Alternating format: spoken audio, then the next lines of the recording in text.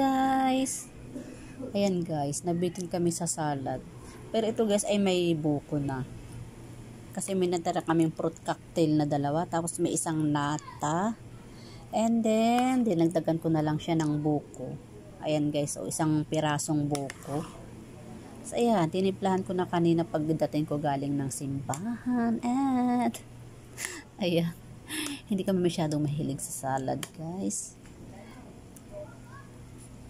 Ayan, eksakto lang sa tamis guys. Kasi hindi masarap pag masatamis yung ating salad. Nakakaumay. Ayan, ready to eat na to guys. Pero palalamigin muna natin sa freezer para mas yummy. Tinikman ko na siya kanina at sobrang yummy talaga guys. Yung aming buko guys, sobrang sobrang katamtaman ang lambot. Hindi siya matigas, hindi siya malambot. So ayan, katamtaman. Ang ganda ng aking buko guys. Nilagyan ko na rin siya. Ayan, queso de bola, nilagyan ko siya. Yan, niliitan ko lang yung slice kasi ang pangit ng malalaki yung slice.